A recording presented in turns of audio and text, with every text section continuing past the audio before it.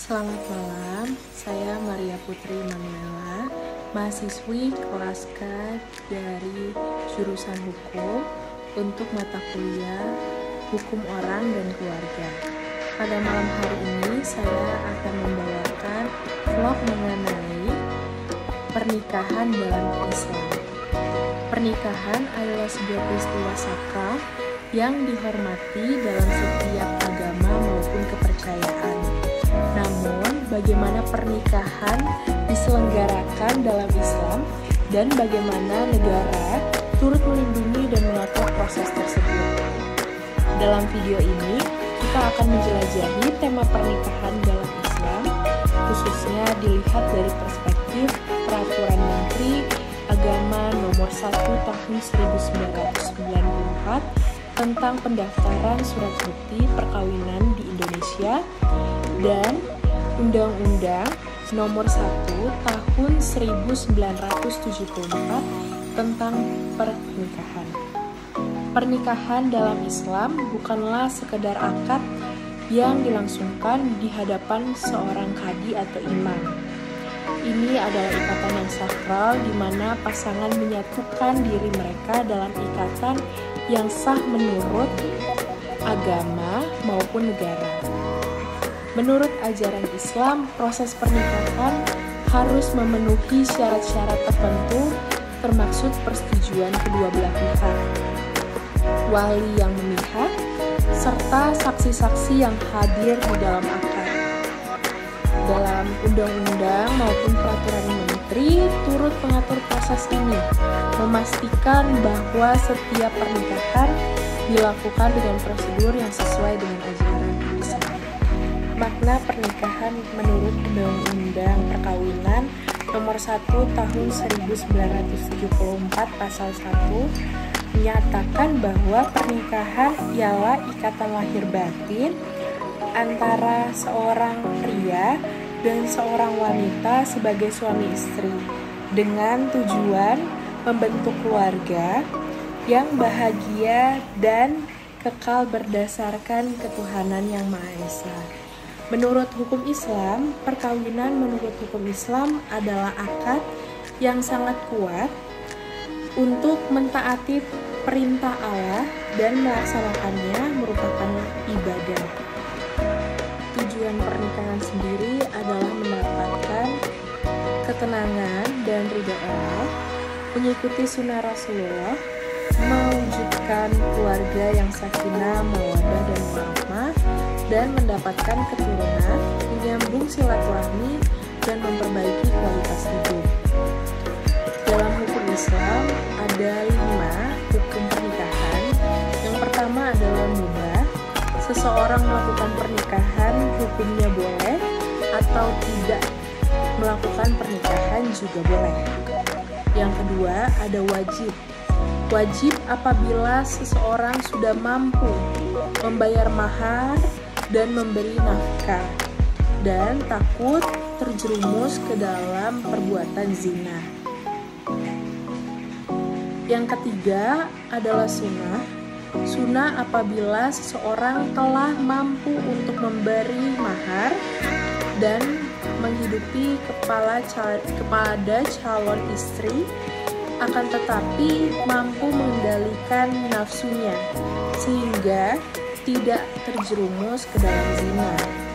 Ada makruh apabila seorang belum mampu melakukan pernikahan tetapi mampu mengendalikan diri dari nafsu seksual. Dan haram apabila seseorang melakukan pernikahan dan akhirnya tidak dapat menahan nafsunya sehingga harus dilakukannya pernikahan. Selanjutnya kita akan menjelaskan mengenai asas. Salah satu asas dalam hukum Islam yang terkandung di dalam Undang-Undang Nomor 1 Tahun 1974 tentang perkawinan adalah asas perkawinan yang didasarkan pada agama dan kepercayaan bagi pihak yang melaksanakan perkawinan dan harus dicatat oleh petugas yang berwenang. Maka dari itu, Peraturan Menteri Agama Nomor 1 Tahun 1994 tentang pendaftaran surat bukti perkawinan memberikan landasan yang penting dalam menata perkawinan dalam konteks hukum Islam di Indonesia. Narasi mengenai pernikahan Islam melalui peraturan ini mencerminkan komitmen negara dalam mengatur serta melindungi pernikahan sebagai landasan pembentukan keluarga dalam masyarakat. Melalui peraturan ini, proses pendaftaran surat bukti perkawinan diatur secara lebih jelas dan transparan, mulai dari persyaratan yang harus dipenuhi oleh pasangan yang hendak menikah, prosedur administratif yang harus diikuti, hingga sanksi bagi pelanggaran yang dilakukan.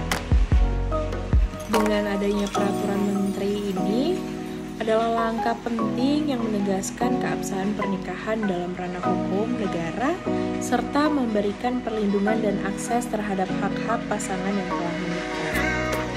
Dasar hukum pencatatan pernikahan atau perkawinan sendiri ada di dalam Undang-Undang Nomor 1 Tahun 1974 tentang perkawinan pada pasal 2. Di dalam ayat 2 yaitu menyatakan tiap-tiap perkawinan dicatat menurut peraturan perundang-undangan yang berlaku. Yang kedua, dari Undang-Undang Nomor 22 Tahun 1946 tentang pencatatan nikah atau talak dan rujuk pasal 1 ayat 1, di mana disampaikan bahwa nikah yang dilakukan menurut agama Islam selanjutnya disebut nikah diawasi oleh pegawai pencatat nikah yang diangkat oleh Menteri Agama atau pegawai yang ditunjuk olehnya. Talak dan rujuk yang dilakukan menurut agama Islam selanjutnya disebut talak dan rujuk, diberitahukan kepada pegawai pencatat nikah, serta PP Nomor 9 Tahun 1975 tentang pelaksanaan Undang-Undang Nomor 1 Tahun 1974 tentang perkawinan bab 2.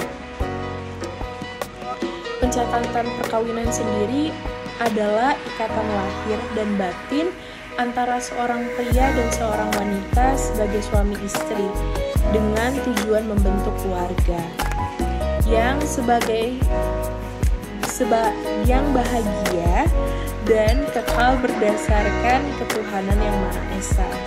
Hal ini terlihat dalam pasal 1 Undang-Undang Nomor 1 Tahun 1974. Pencatatan perkawinan adalah pendataan administrasi perkawinan yang ditangani oleh petugas pencatat perkawinan (PPN) dengan tujuan untuk menciptakan ketertiban hukum. Selanjutnya, disampaikan juga dalam vlog ini, perkawinan yang sah berdasarkan ketentuan peraturan perundang-undangan wajib dilaporkan oleh penduduk kepada instansi pelaksana di tempat terjadinya peristiwa perkawinan paling lambat 60 hari sejak tanggal perkawinan. Pencatatan perkawinan itu merupakan upaya perlindungan terhadap istri maupun anak dalam memperoleh hak-hak keluarga seperti hak waris dan lain-lainnya. Manfaat pencatatan perkawinan sendiri adalah mendapat perlindungan hukum, memudahkan urusan perbuatan hukum lain yang terkait dengan pernikahan, legalitas formal pernikahan di hadapan hukum, dan terjamin keamanannya. Akibat hukum tidak dicatat dalam perkawinan adalah dianggap tidak sah. Anak hanya mempunyai hubungan perdata dengan ibu dan keluarga ibu, dan anak serta ibunya tidak berhak atas nafkah dan warisan. Dengan adanya pengakuan resmi dari negara pasangan yang menikah dapat memperoleh hak-hak mereka. Dengan ini, saya, Maria Putri Manuela, menutup vlog ini. Selamat